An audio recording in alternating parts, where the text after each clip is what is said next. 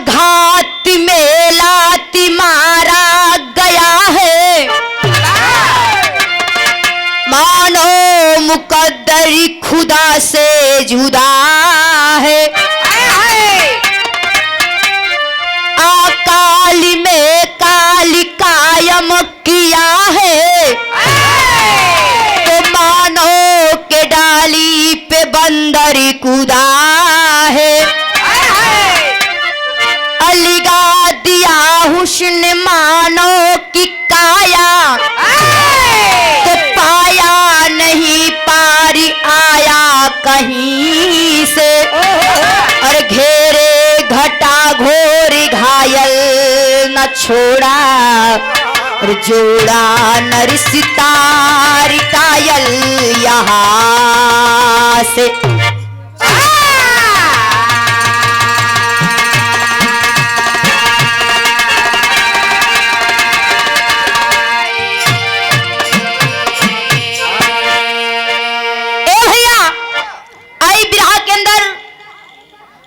बड़ी सुंदर कवि ने गजल के लाइन दिए।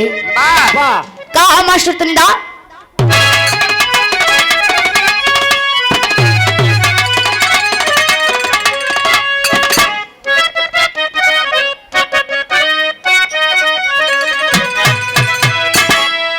कि ए मुसाफिर भटकते हो क्यों दर बदर।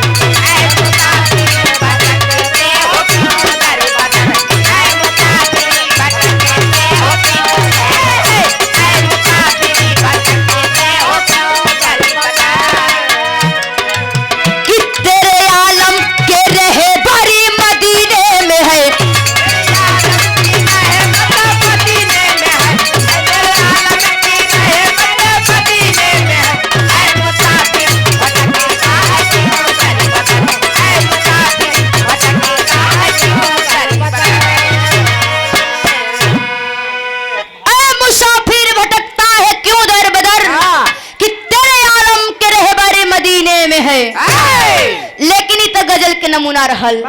भाव का वो मास्टर कवि की कलम इशारा कैले आवा।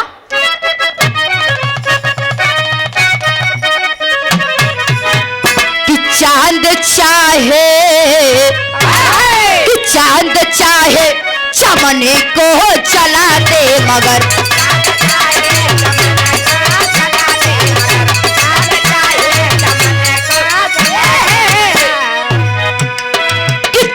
दामन के अंदर न आए कभी।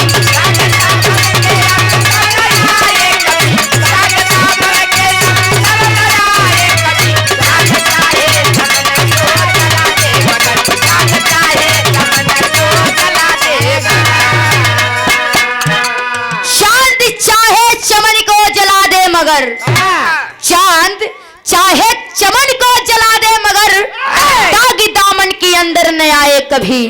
लेकिन कवि को एक लाइन और लिखना पड़ा। क्या मास्टर?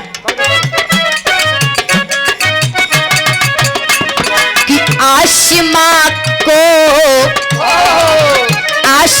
की खुदा कर को चाहे भला,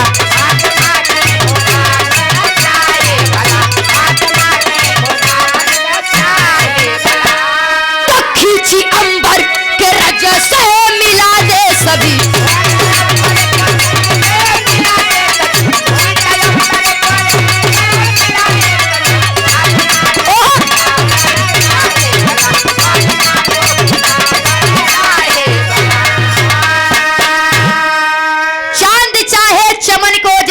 मगर तो खींच अंबर को रज से मिला दे सभी। ए भैया तनी भैया पकड़ ला। इधर कवि की कलम जो भी बात लिखी एकदम फरियाई के, लेकिन बिरहा के अंदर नजम के लाइन बा। कैसे बा मास्टर? और ये देखिए कमलेश यादव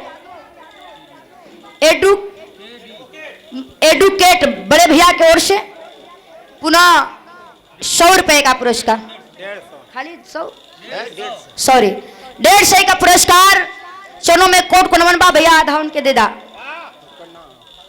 1.5 से काट के बकिया दे दा हेलो आई बिरहा के अंदर नजम के लाइन बा दा मास्टर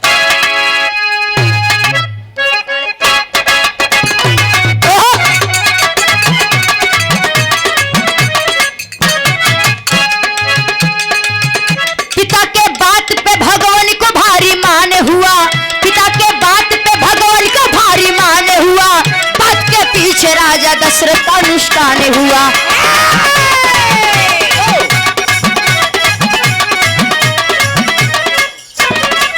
खबर को पाके भरत माता पे खुमसाए थे खबर को पाके भरत माता पे खुमसाए थे खोजते राम को गए चित्रकूट पाए थे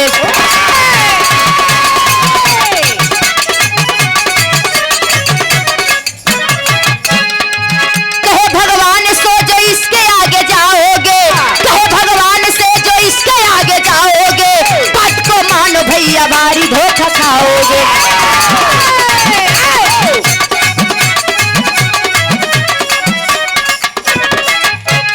कहा के मान भरत अवधपुर में आए हैं कहा को मान भरत अवधपुर में आए हैं इधर कानन में तीनों रात दिन बिताए हैं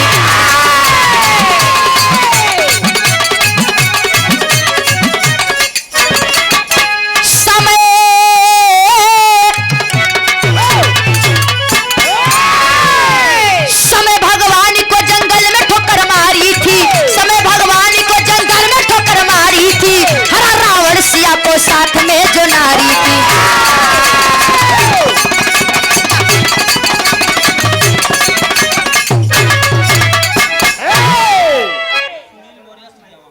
सुनील मौर्य सूर्यहवा की पावन भूमि से हमारे बड़े भैया की ओर से पुनः बहुत सारे रुपए का पुरस्कार सोनू में कोट को नमन आम जनता से आशीर्वाद की कामना है भैया अरे बाबू बाबा बात उस समय के बाद जौने समय मर्यादा पुरुषोत्तम श्री रामचंद्र जी के 14 साल के वनवास भई रहल क्या बात है जा करके चित्रकूट जंगल में एक कुटिया बना करके माँ सीता और भाई लक्ष्मण के साथ रहने लगे बाबा धीरे धीरे समय बीतल उसी जंगल के बीच एक दिन रावण की बहन घूमते घूमते शकुंतला पहुंचती है उसका नजर जब प्रभु श्री रामचंद्र जी के ऊपर पड़ल तो देख कर मोह गई कि क्या बंदा है मेरा जी कर रहा है कि मैं इससे विवाह कर लूं तब ले कुछ समय के बाद नजर लक्ष्मण के ऊपर गई सोचने लगी कि ये दोनों खूबसूरत हैं अरे ऑपरेटर भैया कहाँ चल गया हो सीटी मारत हुआ देखा भैया बिरहा बिगड़ जाये ए भैया जब लक्ष्मण के देखले तब ले कुटिया के अंदर से तब ले सीता माता बहरवा आ गई माई सीता के देखले तो ओकरे अंदर विचार होखे लागल कि असना होई इ मेहरुआ बहन हमसे बियाह ना करें तो काहे ना औरत के मार दई तो दो में से एक लोग हमसे विवाह कैले हाँ जोने वक्त हमारी सीता को मारने चली शकुंतला इधर प्रभु श्री रामचंद्र जी के इशारा पा करके लक्ष्मण उसके नाक को काट दिए जब नाक कटल भैया रोते रोते शकुंतला अपने भाई रावण के पास आती है और आवाज दिलस की भैया अरे भैया जंगल में 2 मुसाफिर आए हैं उन्होंने मार करके मेरा नाक काट लिया जब इतनी बात रावण सुनता है बाबू तो आग बबूला हो गया गुस्से से आग बबूला हो गया एक दिन का बात रहल प्रभु श्री रामचंद्र जी और भाई लक्ष्मण ना रहलन कुटिया पे रावण अपने रूप को बदल करके कुटिया पे जाता है बाबू और माँ सीता का हरण कर लेता है जोने वक्त माई सीता का हरण भइल लेके जब लंका अली तो रावण की पत्नी मंदोदरी रावण से एक बात कलस लेकिन मास्टर यही गीत का लाइन लगल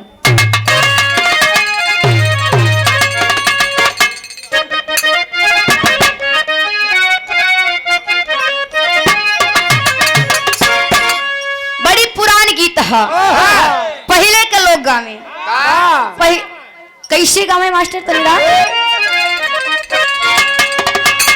अरे सड़किया सड़किया सरकारी अहिरे मोर बलमुआ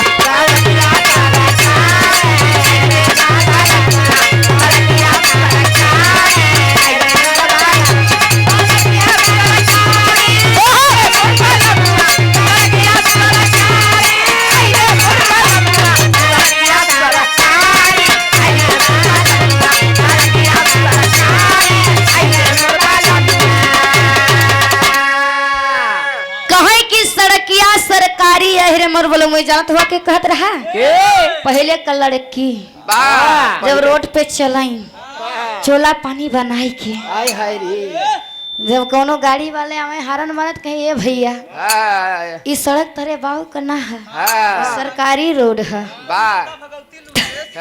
ताके माता भगवती लूटे तोहरे लौकत ना बा कि कोनो लड़की जात बने नारी का सम्मान की हल कर मर दे तो उहे बतावई कैसे मास्टर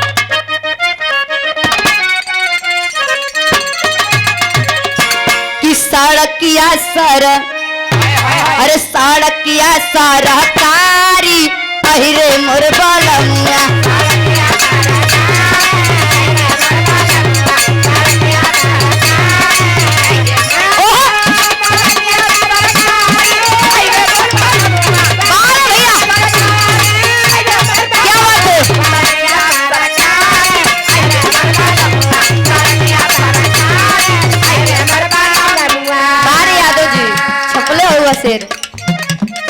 लेकिन भाव का भैया इधर उ तो लड़की बतावत रहल लेकिन इधर रावण की पत्नी मंदोदरी रावण से एक बात कहले से का कहले से मास्टर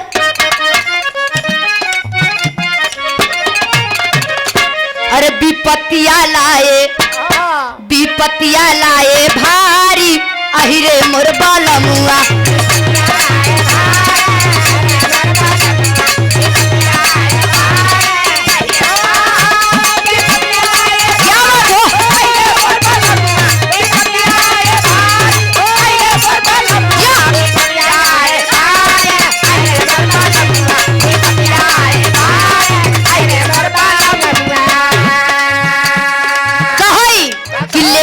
जननवा दे राम के समनवा अरे रावणवा फाटा तारी अहिरे मोर बलमुआ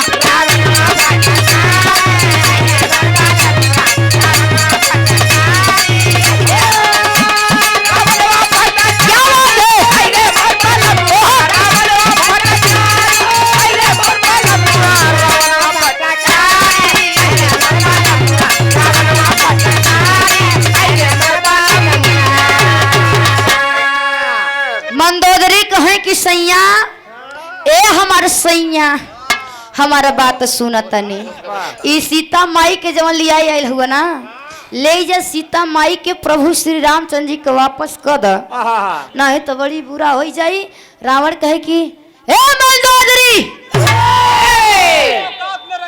तू अपने औकात में रही के बात करा तू हमार मेहरारू हो कि रावण लक्ष्मण का भगत हो राम लक्ष्मण का कहे नाई सैया हम जवन कहत है सही कहत है हमार बतिया मान ल स्वामी नहीं तो समझत कि बड़ा अनर्थ हो जाई माई सीता के वापस कर दो लेकिन रावण आवाज दी इसका अरे भानु असमनवा का मिटा दूंगा निशनवा अरे भूमंडल दूंगा फारी अहिरे मोर बलमुआ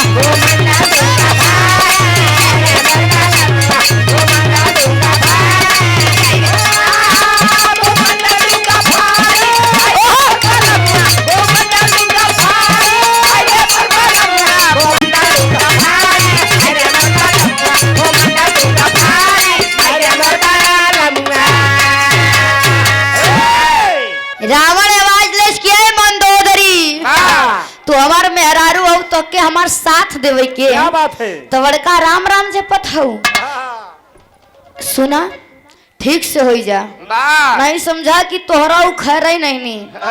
अब हमार बात सुना, ई धरती आसमान एक कही देवे, लेकिन राम के सीता के वापस ना करब।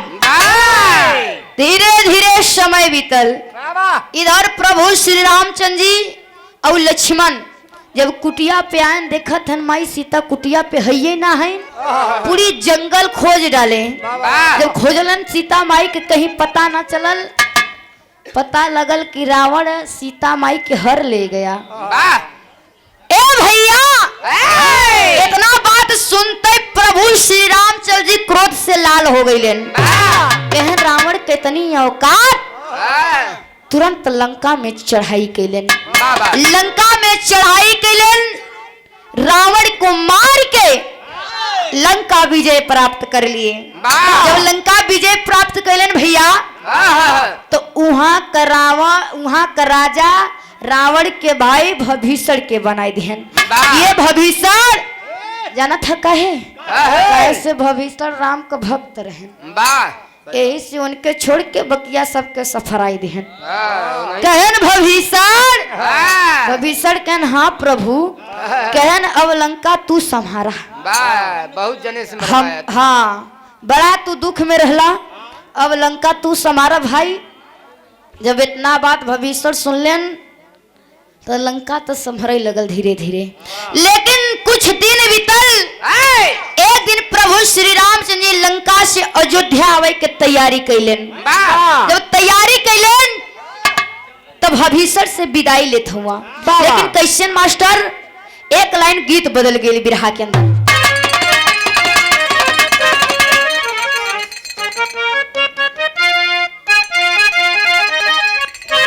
जानत हुआ शिवा भैया, ये हमारे मिर्जापुर के लोग कैसे गावे ये गीत के, माई बहन लोग बड़ी मचल के गावे ले और बड़ी लहाई के।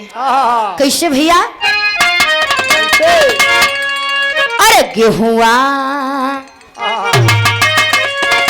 कि गेहुआ के बाल लईगा सुगना,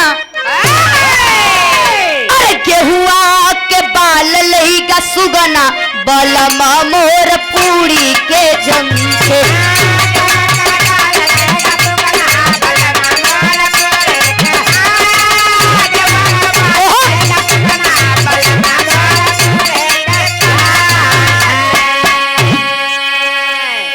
लेकिन यही गीत के जब तू बनारस और जाइबा, तो उहर कमाई बहन लोग थोड़ा सा हट के गावल। क्या बात है? उ लोग कैसे गावलन भैया,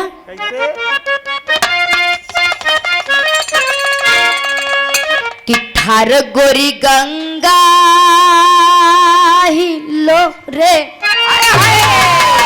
अरे ठार गोरी गंगा ही लो रे, झूलनिया ले गई मछरिया।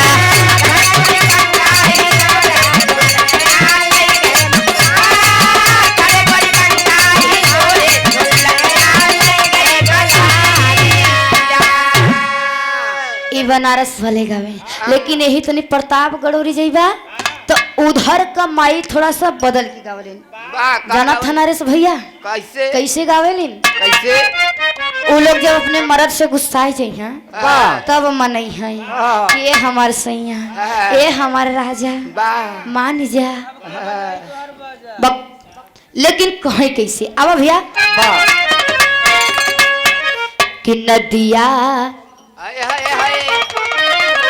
कि नदिया किनारे हवा डोले, अरे नदिया किनारे हवा डोले, हमारा पिया हमसे ना हो।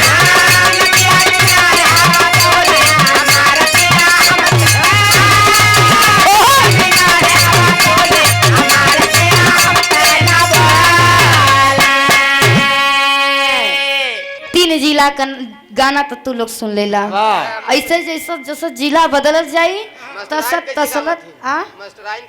हमारे मास्टराइन जानत हो कैसे गई हैं?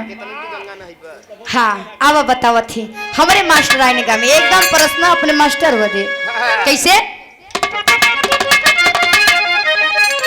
अरे कितना तू गंगा न हई बा अरे केतनऊ तू गंगा न हई बा पातर तिरिया ना पैबा राजा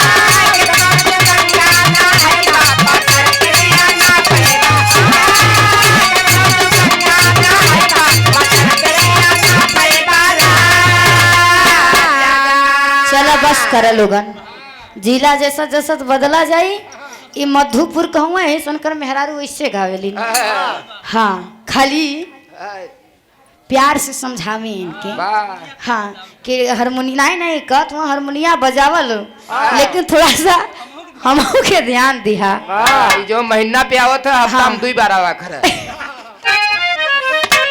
लेकिन ये भैया बाबा आई भाव बिरहा के अंदर इधर भविष्य से प्रभु श्री रामचंद्र जी कहें का कहें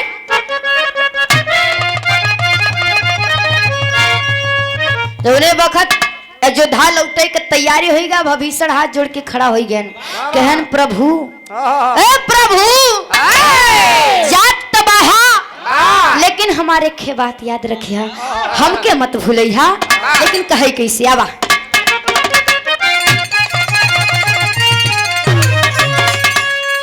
कि हमरो खबर ली है जाया अरे हमरो खबर ली है जाया हमारा नाथ घर ना भुलाया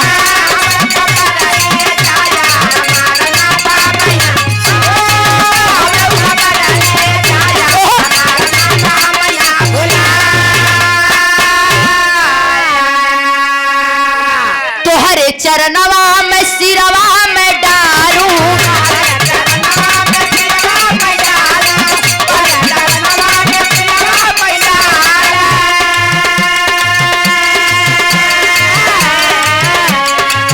अरे लक्ष्मण के कबहू पठाया अरे लक्ष्मण के कबहू पठाया हमार नाथ घर ना भुलाया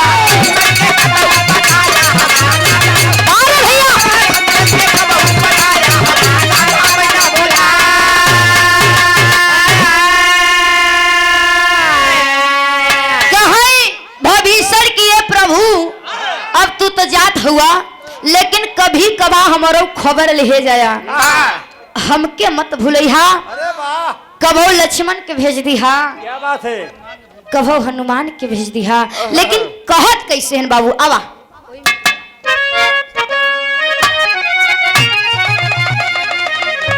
हनुमत सिया अंगद के लेके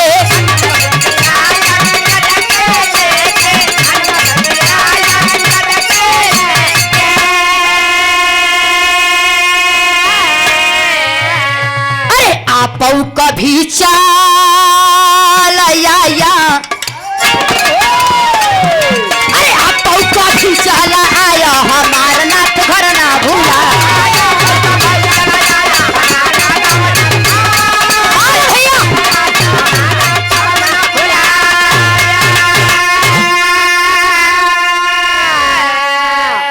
कहा ये प्रभु जात है लेकिन कभी कभा हमार खबर ले जाया कबो हर लक्ष्मण जी के भेज दिया कबो हनुमान के कबो सिया के कबो अंगद के और कभी कभा आपो चलाया ई गरीब के कुटिया में तने ध्यान दिया ए भैया लेकर के लंका नगरी से विदा प्रभु श्री रामचंद्र जी पहुंचलन कहा सरजू नदी किनारे जब सरजू नदी किनारे पहुंचलन तब इधर का होता यहाँ प्रभु श्री रामचंद्र जी के इंतजार कुछ हिजड़ा लोग करत रहलन ई जानत हुआ कहे जोने वक्त प्रभु श्री रामचंद्र जी का वनवास हो रहा ना सब लोग जात रहे तो ही संगे संगे पूरी जनता के संगे संगे हिजड़ा लोग भी गर हैं रोके खातिर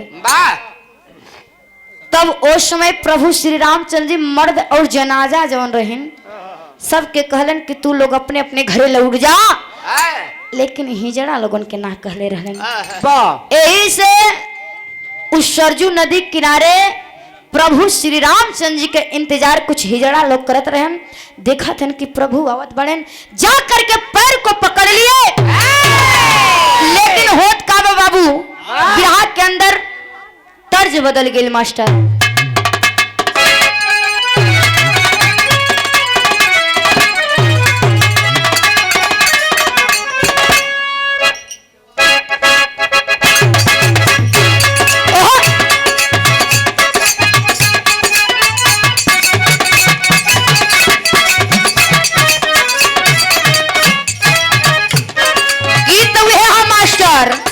कोनो लड़का कोनो खूबसूरत लड़की के देखे तो बोली बोले लड़का जानत हो मन चला होले। लड़का जौन होले ई लोग जान था कितने से कितने उम्र वाले, कितने वाले? यही 15 से 20 22 चला, 18 चला, इतना तक वाले। तब तो हमने पार कर गया है। पार कर गया है तो तू लोग लड़का ना रही गल। 15 से 22 20 वाले, मान ला 18 वाले जवन इनके इतने के बीच में रहे ना, ये सब मंचला हो लेना। अगर कोनो लड़की देखी कहीं आए है रे, हेलो आपका क्या नाम है? तुम किधर जा रही हो? तुम किधर जा रही हो? कितनी खूबसूरत भी यार। अपने में बात करिए भैया, उतर भौजी ही यारे, ओके धत साले तोर भौजी ही तोर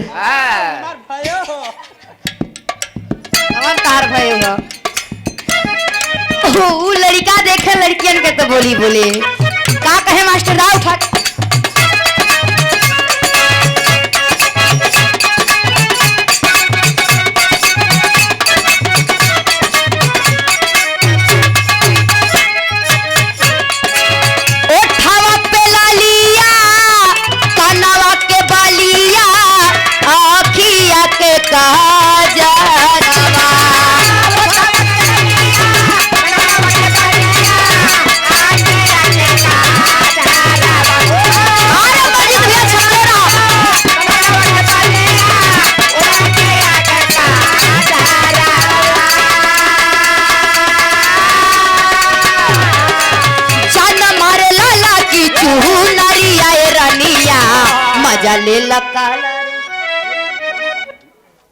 और ये देखिए वे नाम बादशाह, आप हमारे धर्म के भैया लोग, ए मास्टर साहब लोग पैसा देवेले अपने नाम खातिर।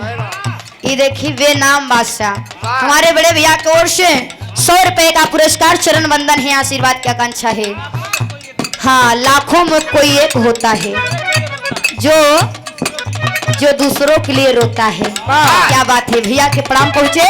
कहे अरे ओठावा पे लालिया, कानवा के बालिया, आँखिया के काजरवा।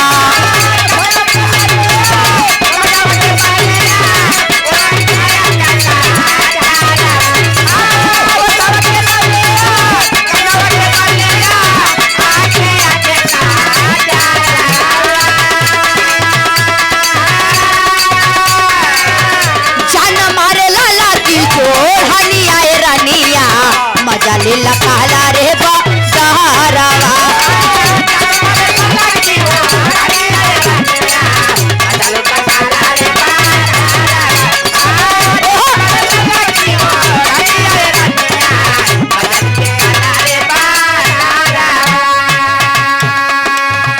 गीत के लाइन रहल, लेकिन भाव का भैया जब हिजड़ा लोग प्रभु श्री रामचंद्र जी के देखले तो जाय के पैर पकड़ ले। प्रभु अबाक हो गए कि भैया तू लोग गैला ना, लेकिन कहीं का कहीं मास्टर अबा।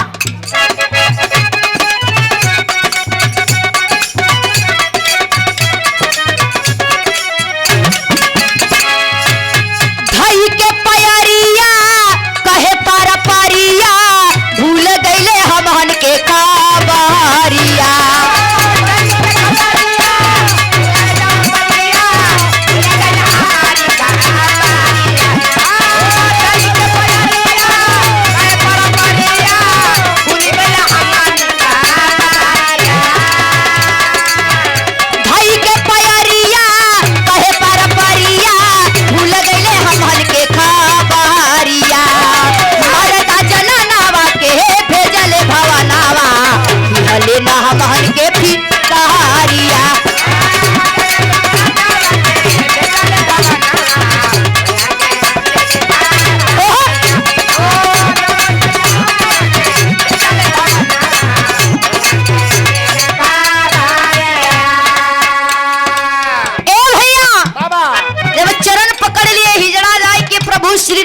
पिताजी कहन भैया तू लोग गईला ना।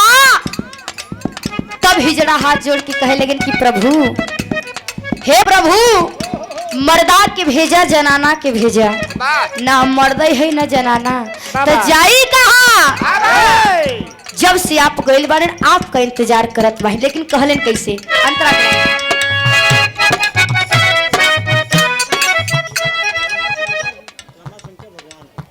रमा शंकर भगवानपुर के धरती से आप बड़े भैया के ओर से 100 रुपए का पुरस्कार बा। चरण छू के आशीर्वाद की आकांक्षा है। कहाँ है? कहाँ?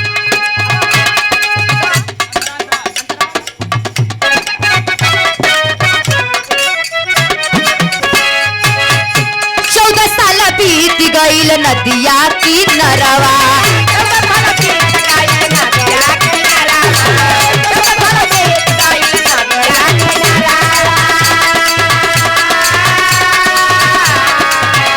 अखिया सुखाई गईले जो हता डहकरवा,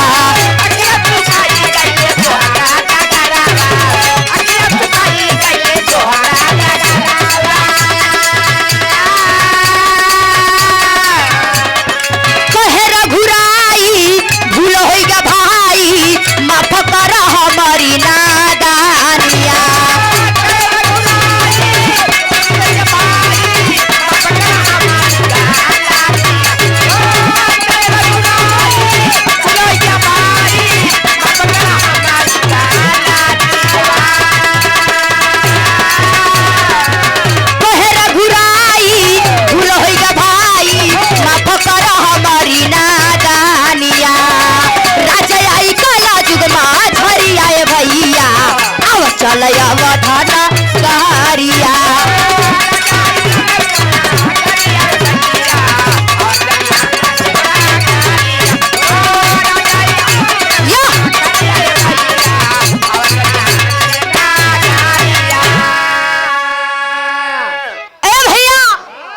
जौने वक्त हिजड़ा लोग बतैलन कि प्रभु जब से रउआ गइल बड़ा तब से 14 साल का दिन बीतल, हमें ही इंतजार करत बाही कि आप मर्द के भेजन जनाना के भेजन, न तो हम लोग मर्द है नहीं जनाना तो जाई कहाँ? जब इतना बात प्रभु श्री रामचंद्र सोचन तो हाथ जोड़ के खड़ा है कहन भैया, अरे भैया हमसे बहुत बड़ी गलती हो गई, हम भीड़ में आप लोगन के ध्यान न दे पौली, यही से गलती हो गई, हमरे गलती के क्षमा करा और हमरे संगे चला हमारे अयोध्या। जब इतना बात हिजड़ा लोग सुन लें तो हाथ जोड़ लें कहन प्रभु, ए प्रभु आपका दर्शन हो गई, हम लोग धन्य हो गई, अब आप जाएं हम लोगन के ही रहे दी। सरजू नदी किनारे से हिजड़ा लोग से विदा ले करके प्रभु श्री रामचंद्र जब अयोध्या पहुंचलेन, धीरे धीरे समय बीतत बा तो होत का बाबू तेरी के लाइन में कहना बा।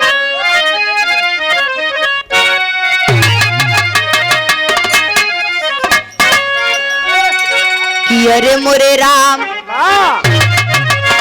अवधि के काली चंदा पे लगी, अरे अवधि के काली चंदा पे लगी हो, अवधि के काली चंदा पे लगी, आए रामनगरी अनुराग बढ़ाया फंदा रे फंदा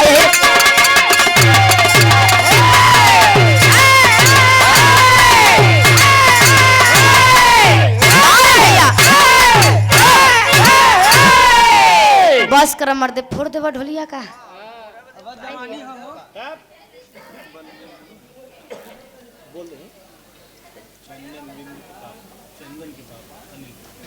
चंदन भैया के पिताजी अनिल पांडे हमारे भैया की ओर से और पिताजी की ओर से 200 रुपए का पुरस्कार चरण छू के 100 बार पहले प्रणाम करता ने। और ये चंदन भैया के माता जी भाई किशन बिंद, क्या बात है, बड़े भैया के चरणों में कोट कुनमन बा। आशीर्वाद की आकांक्षा है कि आप लोगों के भगवान ऐसे बनाए रखें। अगर देखा बोले में चूक हो जाए बर भैया तो दोबारा दई के बोलवाई लिहा। हाँ संजय यादव बड़े बाबू शियम्मू ऑफिस जौनपुर के धरती से आपके तरफ से 100 रुपए का पुरस्कार। चलो मैं कोट कनवन बा भगवान करे आपके तरक्की में चांद लगे। ए भैया धीरे धीरे समय बीतल। एक दिन प्रभु श्री रामचंद्र जी के मन में एक विचार आयल कि बहुत दिन हो गई लंका का खबर ना मिलल। अपने भाई लक्ष्मण की आवाज दिलन कि भाई लक्ष्मण, भाई लक्ष्मण चल जा भैया, जा जाके लंका नगरी के खबर ले आवा, लंका में राजपाट सही चलता कि ना। इधर बड़ भाई का आदेश मान के छोट भाई लक्ष्मण लंका नगरी चले के तैयारी हो गई। लेकिन कैसे मास्टर? छंद के लाइन में कहना बा। अरे छंद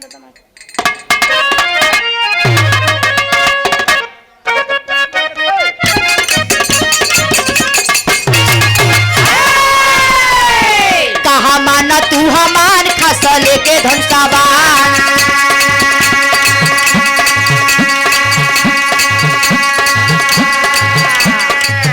गए लंका दरी मान घूमे बगियाना।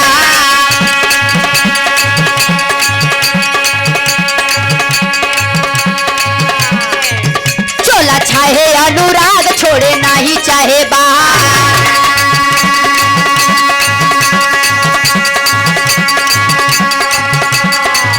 जिधर के मन लाग झूमे डलियाना।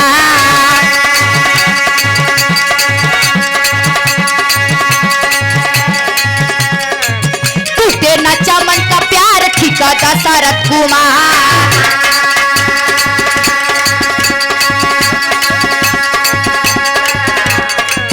गले बगिया मझार ढूंढे कलियाना।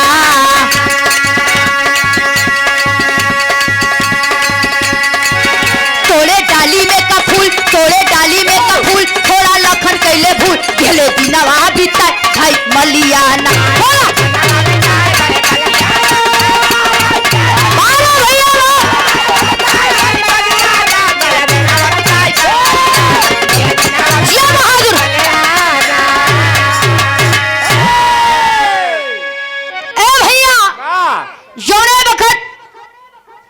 लक्ष्मण लंका नगरी पहुंचलन, लगन लंका नगरी में घूमे। घूमत घूमत अशोक वाटिका में जब पहुंचले बाबा तो देखा हुआ कि बड़ी सुघर सुघर फूल फूलल बा। केहू से पूछन ना मतन। उस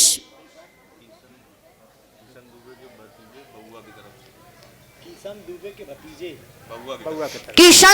के भतीजे बउआ के तरफ से क्या बात है।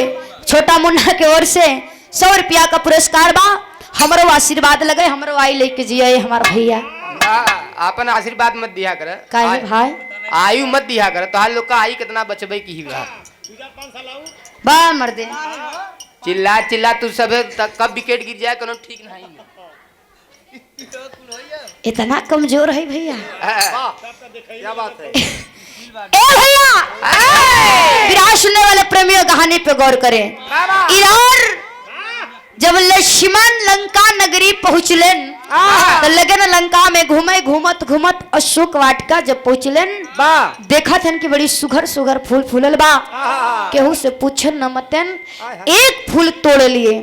जब एक फूलवा तोड़लन इधर बाघ का रखवाली करत रहल भविष्य का बिटिया बिंदुमती दौड़ के आती है,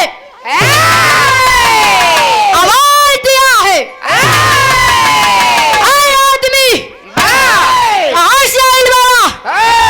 कैसे पूछा कि तू हमारे बागी में से फूल तोड़ लेला?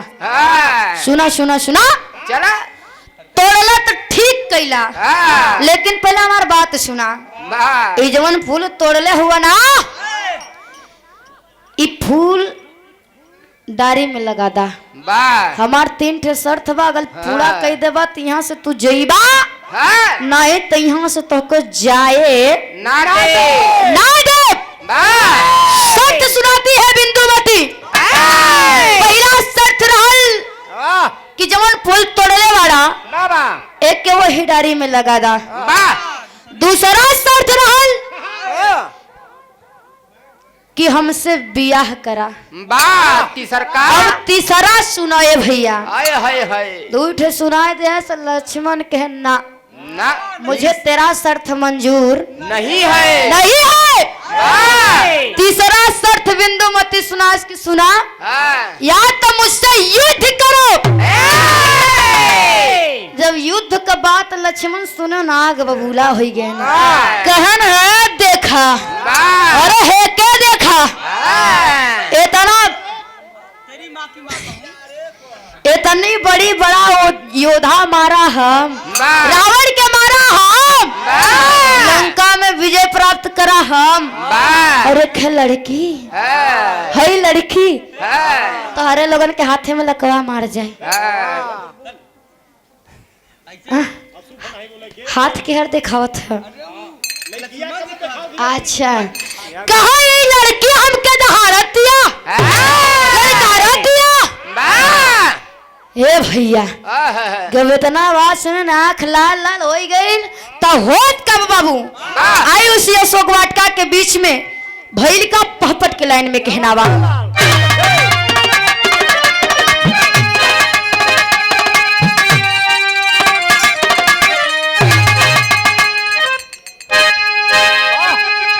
अरे क्रोध बढ़ाए लखन लाल ललकारी नारी बगिया में,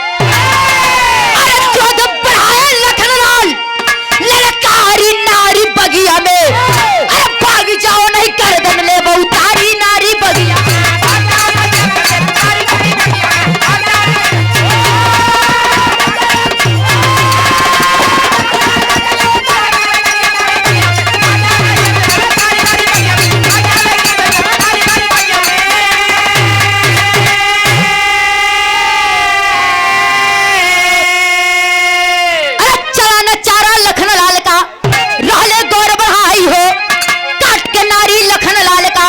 सर दहलिए लगाई हो, अरे यही बात बन के आए राधारी नारी बगिया में, अरे करे चप के दोनों मारा मारी नारी बगिया में।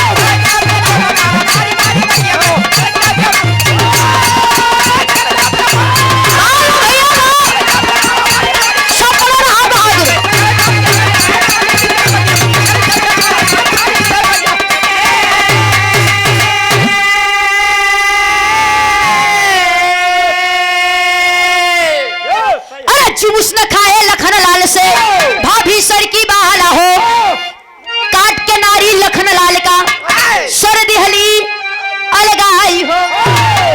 अरे भेजी दी धर कई का तुरंत सवारी नारी बगिया में, अरे पहुंचा सर लंका से राम के द्वारी नारी बगिया में। ए भैया इधर ललकार करके बिंदुमती उसी अशोक वाटिका के बीच में लक्ष्मण के गर्दन धड़ से अलग कर दी। जब अलग हो गई गर्दन एक ओरी धड़ एक ओरी, गर्दन उठाई के एक डोली सजौले बिया, सुधर की पालकी सजौले और वही पालकी के भीतर रख के अयोध्या भेज देले से। प्रभु श्री रामचंद्र जी अयोध्या में बैठे बैठे देखत हुआ कि सुघर पलकिया आवतिया, बड़ी सुघर पलकिया आवतिया। लागत हमार भाई लक्ष्मण दूसर बियाह कई लेलन। लेकिन ये भैया जब वो पालकी उतरल जा करके प्रभु श्री रामचंद्र जी उस पालकी का पर्दा उठा के देख लेन, अबाक हो गए। ये तो मेरे भाई लक्ष्मण का गर्दन आखिर क्या बात है लाल, ई भइल कैसे? सोच बढ़ौले हुआ सोचत बाड़ा, लेकिन बाबू कहना है पहपट आल्हा के लाइन में।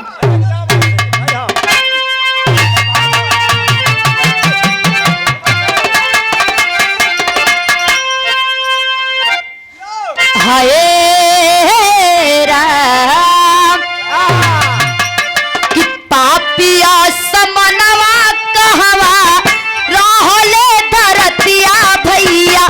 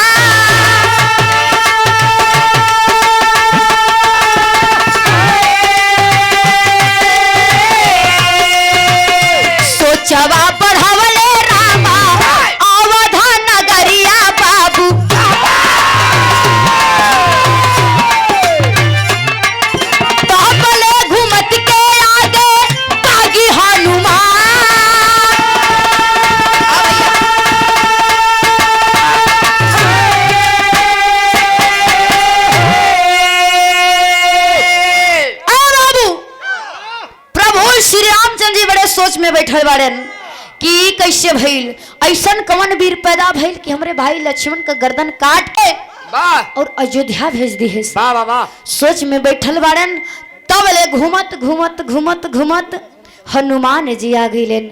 जब हनुमान जी अइलन भैया, देखत हो कि प्रभु श्री रामचंद्र जी बड़ा उदास बैठल बाड़न। जाए के पूछे लगन कि प्रभु, ए प्रभु, आखिर का बात बा, काहे इतना उदास बाड़ा?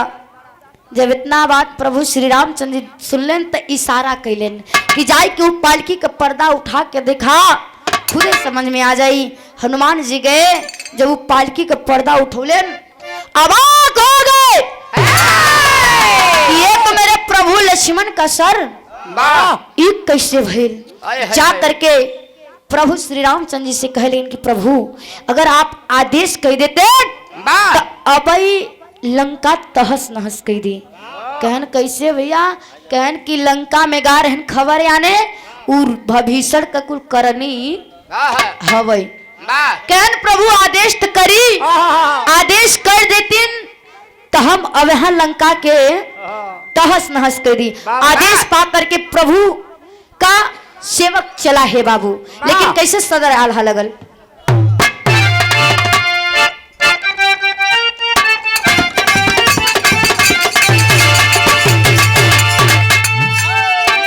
जवन बीरानावा के खातिर लंकावा में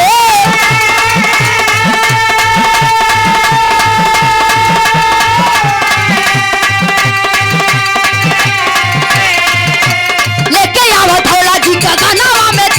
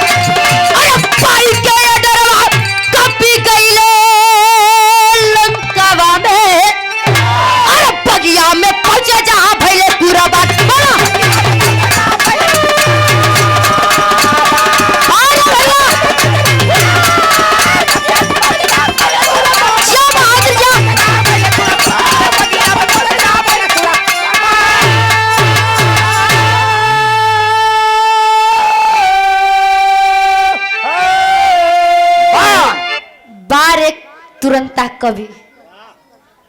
क्या बात है? कौन कवि है? तुरंता कवि। कोपा कवि। मत बिगाड़ा भैया, कोपा कवि है, काहे उनके मारत है? हाँ, डुप्लीकेट बनवा के विचार का।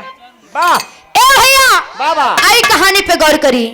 इधर प्रभु श्री रामचंद्र जी का आर्डर पाई के बाबा हनुमान जी लंका नगरी पहुंचलेन, और पहुंचलेन कहा? वही अशोक वाटिका के बीच में जहां लक्ष्मण का पूरा शरीर पड़ा रहा। अमृत के नीचे तो तू लोग हो भाई। अच्छा अच्छा, जहां लक्ष्मण का पूरा शरीर पड़ा रहा बाबू।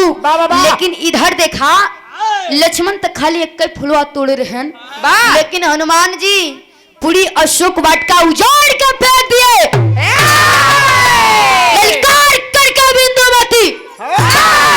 बहू के गर्दन को काट लेती है, और वही तरफ पालकी सजाई के फिर अयोध्या भेजले। दूसर पालकी देख लेन, कहन अब कवन विपत आई। जब वो पालकी उतरल जाए के उठौलन पर्दा, कहन अरे बाप रे बाप, क्रोध से आग बबूला हो गए कि पहले हमारा भाई लक्ष्मण का गर्दन, फिर हमारे सेवक हनुमान का गर्दन, ऐसन कवन वीर पैदा हो गई बा लंका में। अब लागत कि हम ही के चले के पड़ी। प्रभु श्री रामचंद्र जी लंका चले के तैयारी कैलन, लेकिन होत का बाबू आखिरी लाइन लगल विरहा के अंदर।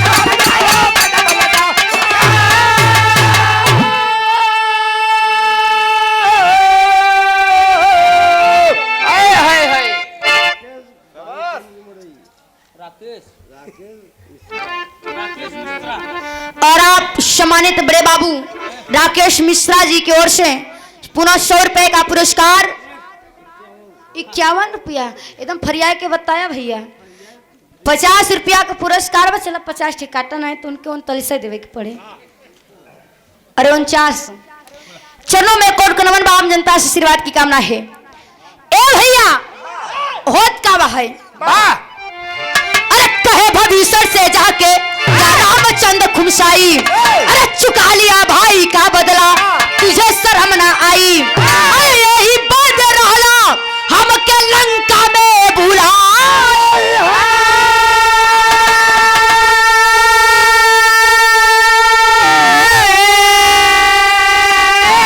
अरे पैदा भइले जोधा कवन अरे लंकावा में जाई हो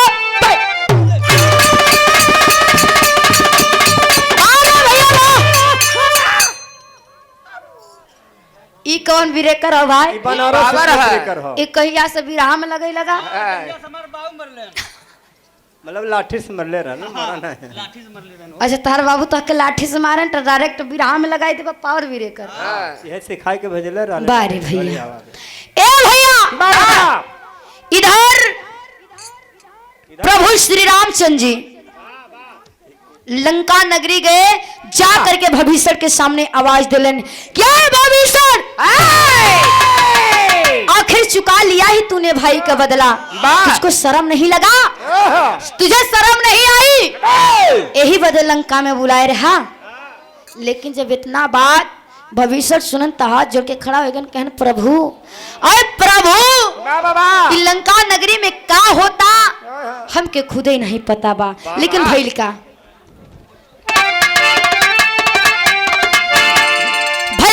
लंका के बीच बाला ने खबर को पाई अरे भाई सामने रामचंद्र के बोल पड़ी खुमसाई अरे गिदड़न के लेके करने आ गईला लड़ाई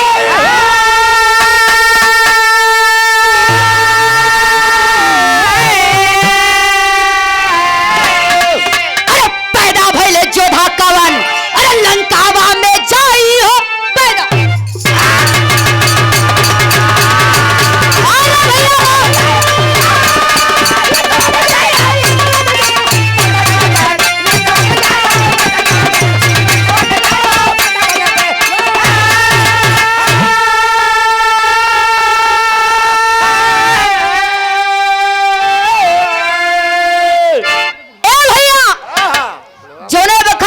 भविष्य सुनलन त कहे लगन प्रभु लंका नगरी में का होत बा हमके ना पता बा क्या बात है तब ले ई खबर बिंदुमती तक गई जरई के पावन वसुंधरा से आप बड़े भैया राजेश यादव जी की ओर से 100 रुपए का अमल पुरस्कार चरण छू के पहले प्रणाम करता ने आशीर्वाद की आकांक्षा है ए भैया इधर बिंदुमती के काने तर आवाज गई दौड़ के आती है अरे वाह आवाज लस की लक्ष्मण राम राम कब तो है राम हुआ प्रभु राम है हाँ कहन तो है राम हया प्रभु कहन हाँ हम ही राम है बतावा कस की उनसे का पूछत है हमसे पूछा हमसे हम हमारे रहेल तोहरे भाई लक्ष्मण के और तोहरे सेवक हनुमान के जब इतना बात प्रभु श्री रामचंद्र जी सुन लें तो एकदम प्यार से पूछो थे बिटिया अरे बिटिया आखिर काहे मारे रहू का कैलेन तब बिंदुमती बताओ तो तार भाई लक्ष्मण आए रहन तो हमारे बागी में से के फूल तोले उनके प्यार से समझावा कि या तो फूल डारी में लगाई दा या तो हमसे ब्याह कई दा डारिया में मर्दे जौने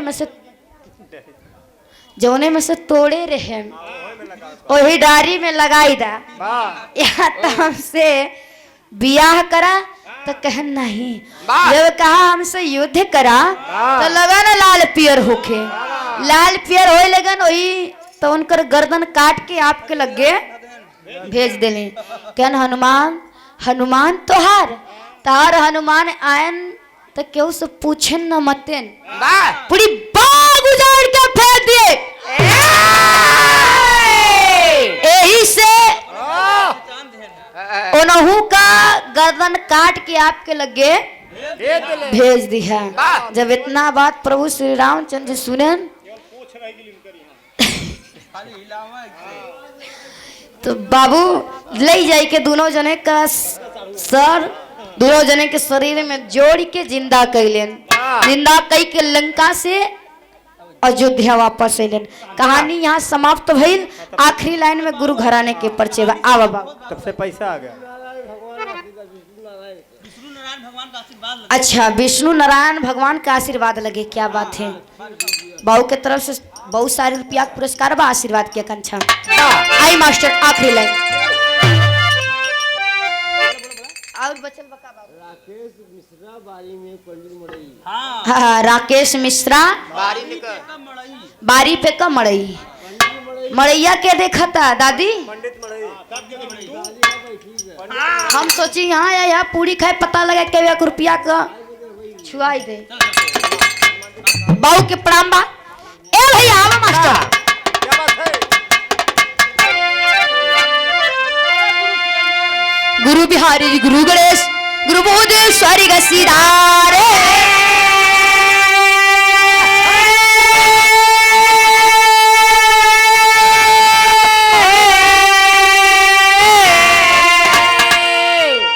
अरे कथन किए कवि उदयराज अरे विजयी पाव पखारे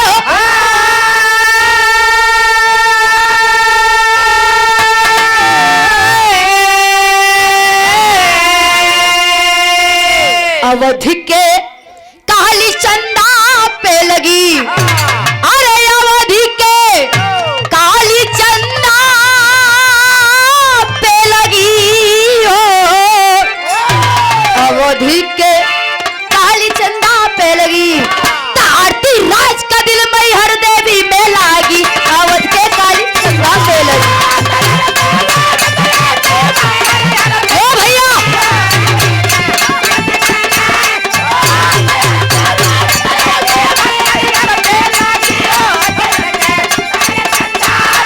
अखियां लड़ी रे लड़ी बीच बाजार दिल मेरा लुट गया पहली बार।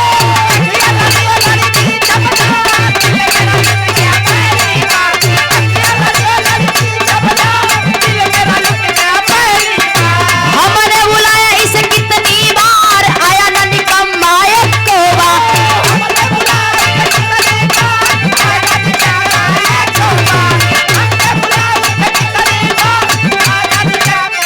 विष्णु भैया।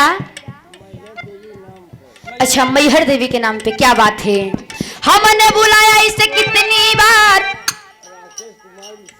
राकेश कुमार मिश्रा बारी में कमरई। हमार दादी वहाँ देखा था न जा नहीं कहीं कुल पैसा थमाए देते हैं। बुढ़ाई का है बेटवा पैसा न देंगे। हम बचावत है विष्णु भैया रहते हैं तो लूट लेते हैं। हमने बुलाया उसे कितनी